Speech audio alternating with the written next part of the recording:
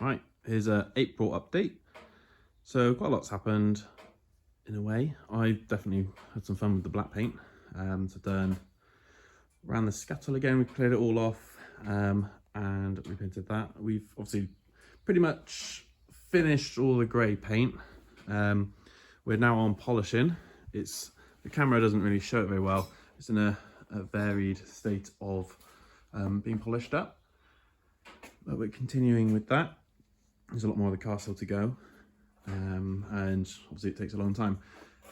2 of the 4 windows are in, so this one and the other side one. These were the 2 that I thought were going to be the hardest, simply as I'd never done them before. Well, I say that, I mean, when I first got the car, it didn't have the front and back windows, so I saw those go in, but I never saw the side windows go in. And I always thought that the body might have had a bit of stress in it, so they wouldn't be fun to put in or out. But actually they were the easiest. The back window, we didn't even attempt. It would seem that I had left the back window in when I plasma cut the car apart, and well, it's trashed. Back window's trashed. Either that or I just used the glass as a device to catch sparks and molten metal, because it's absolutely plastered, so that one's no good. I've dug a spare out for that. And front window, we couldn't figure out how to do it. We could not figure it out. We couldn't get to start at all. We tried all the tricks, you know, soak the rubber in hot water to warm it up with, you know, with a bit of soap in there and whatever. But that I thought was kind of useless really, because by the time you've manhandled it either around the glass, sorry, or around the physical window frame, the rubbers are cold again, so it didn't really matter. We tried putting it around the window first with string around it. That wouldn't go. We just couldn't get it to latch on the lip. We tried fitting it round the car first and then putting the glass to the rubber, you know what I mean? And that didn't go either. We just couldn't get past sort of quarter of the way around it really. It just couldn't do it. We just couldn't get enough force through the glass to do it, stuff like that. So kind of put the brakes on that. I'm going to ask a friend who I know can definitely do it to come over and give a hand instead of us shattering windows for the sake of it. I have brought the spare front window out as well, just in case we do break one. So apparently that does happen. This side of the car with the black paint on it, looking quite smart. Finally, we have fitted a wiper motor, which is now out of the way of the exhaust. And as you can see, when the wiper motor was dangling, it had gone straight through where the 4 into 1 go. So this is my Simpsons race exhaust. This is just one side. He's only on there for reference at the moment, but covered in cutting sauce at the moment. So they fitted these in firing order. So they go into their firing order as they go into the collector. You know, for power and stuff like that, creates a vortex and all sorts of witchcraft and magic, who knows. As you can see, I've got a silencer. Apparently there's not much of a change, about ½ an inch, and if you look up through the bore, yeah, there's not much. They were a bit skeptical when I said I really want a silencer. They said, oh, we don't know if we can fit one, and I said I need one, and this is what they made me. So it might be a little bit loud, but we'll cross that bridge. And nice slash cuts on the bottom, which sit really nicely with the wing. The wing goes up around that, and it hides it really well, which is pretty awesome. I'm just trying to think what else I've done. I've made a little list before starting this video, honest, and I have instantly forgotten. We're looking at fuel filter mounting at the moment. So this is a King filter with the pressure regulator. He's going to sit somewhere under here. The bracket for him is currently drying up on the paint rack. So I extended the bolts holes on the back and opened them up to 8s, which I think they were, but those top ones were very tight 8s. You can almost see it in the camera, the difference in the size, and also my not quite straight drill bit. So yeah, he's going to sit up there. He should be out of the way of the exhaust, because I'll poke him a bit further back, cut one of the bolt holes out so he can sit as far back as possible, give him the best possible chance. What else have I done? Pedals, oh my goodness. So I think one of the first videos I talked about different plans to make the accelerator work, and that's been a right mess really. So the simplest plan we came up with was running one of these like cotton nails, so the pedal would sit sort of sideways. I did put a mount on it, so pedal would sit obviously upright somewhere. The cable comes in, loops round this and up, so when he pulls backwards he's also getting pulled up and over the reel, which seemed like quite a clever idea. I tried a couple of mounts. He was down here, and I moved up here to get a bit more throw on the cable, but this wheel only gave about 1.5 mil of cable movement for that whole 45-degree arc. Obviously he's not starting over here because obviously the cable's not actually doing anything. He starts sort of here is where he starts pulling, so you actually only have that much motion. So we went to the drawing board a bit and did some complicated maths. So that's 45 degrees roughly is his movement, is 45 degrees. So we worked out what 45 degrees would have to be on a circumference to make a to give me, I need 60 mil of movement, because that's the, yeah, that's 60 mil.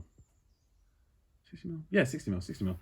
60 mil of movement, that's the exact amount to pull the throttle blades open on a Elderbrock or a Holly. And potentially other carbs, I've got no idea. But on mine, that is exactly what I need, 60 mil. And we worked out we would need a 9-inch diameter wheel. And I just can't fit 9 inches. You can see the mounting points right down here. You can see how much ground clearance we have. Let's put something slightly nicer underneath it to look at. We couldn't fit a bigger wheel. So I had to go back to the drawing board on that and carry on thinking. And in the process, I played with the brake pedal. Was gonna, fitting that and stuff, and then learned that when he has his clip in him and he moves backwards, he bottoms out on his clip and doesn't actually give me, it gives me about 0.5 mil of movement before that bottoms out, so that wasn't less than helpful as well. So I've binned those off and done away with that, just for simplicity really. And this is what we've got instead. We have a pair of the comp brakes. I went to Comp Brakes and got some stuff off them. So we have the accelerator pedal, which neither are bolted in yet or anything. They're just dingle dangling while I figure out mountings and stuff. I've offset them slightly because I like that a lot. So let's have a look at this accelerator pedal. This is just beautiful. So as you can see, he's all built into one. Nice movement, and it feels lush, which is obviously the other problem we'd have had with the other pedal. Is the more complicated we made it and stuff like that, you could end up with a horrible feeling pedal that has no sort of throttle feeling. You wouldn't be able to gently give him just a little bit more, a little bit less. You might not have had that, which was kind of the worry, especially with some of the more complex ideas. We thought about running almost a gear system behind it, for it to push a gear and spin. There was a worry that we were going to end up with a horrible throttle pedal for something that could really do the delicate throttle pedal. And so this is ultimately my solution, this nice system. So as you can see, he works on a pendulum sort of system, and that bit down there with the black bits, that's where your cable goes. So I can move them further down to increase the sweep, to increase how much cable I move. I can adjust them up here, and there's another couple of adjustments somewhere. I can obviously throttle stop. No, it's not a throttle stop, is it? That's a sort of throttle rest. The pedal front is adjustable as well. Yeah, he's pretty cool. He's pretty cool. And similar with the brake pedal, I've gone and got. It's not actually one of their brake pedals. All their brake pedals run on a bias on the dual system, running a bias bar, and we're running a single cylinder, but obviously that's dual circuit. So the bias bar wouldn't have benefited us. All their systems are sort of offset. So this is actually a clutch pedal, and he runs a rose joint in the back for convenience, and obviously it's a nice bit of billet. The pedal at the top here is adjustable. I've dropped him right down because we've got a bit of a clearance issue, but that is a lot easier to sort than some of the other ideas we had with the last pedal system. I'm probably going to make a plate for it all to sit on underneath. and some supports around them, because obviously they're not actually pressed up against the back of the firewall, but we'll give it plenty of support and they'll be absolutely fine. Obviously it's the brake pedal that's the most important. I don't like, if either of the pedals are going to rip out the floor, I'd rather it be the throttle pedal, because at least that ain't going to cause any issues. So we'll sort those. They're on the to-do list, that's for sure. And hopefully we should be bleeding brakes soon. That's my next sort of big goal. The hoses are currently being made by Forge Motorsports in Gloucester. So we should hear back. I should hear back from them tomorrow. Actually, I need to draw some money out and get ready to pay them. And yeah, I didn't quite achieve my goal of getting all the windows in, but 2 out of 4 is pretty good. And ultimately, the grey is pretty much finished and now being polished. So that's pretty cool. All the panels are still to come and be polished. I need to crack on and fit the doors. The front valance is just in primer at the moment. I was going to slap some grey on them tonight, but I've realised I've kind of run out of time, and I'm rushing to make this video as I've got a takeaway waiting for me. That is what it is.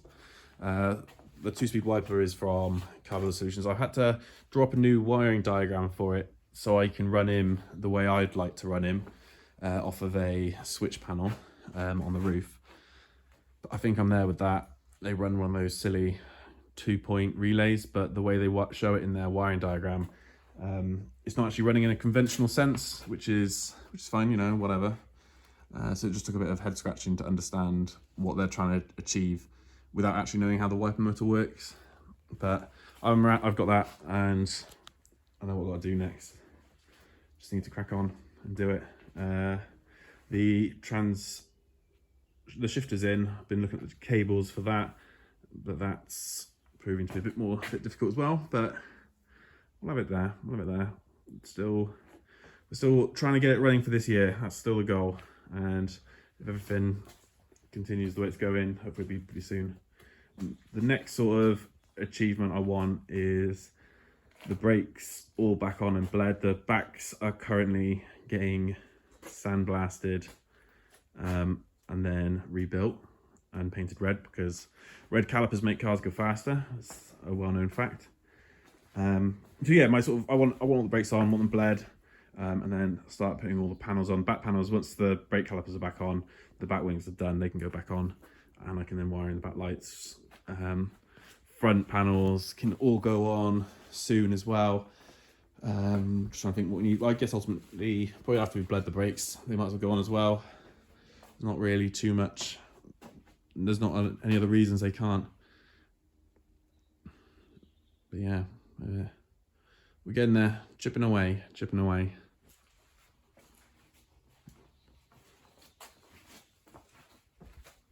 Right, till next month, I guess.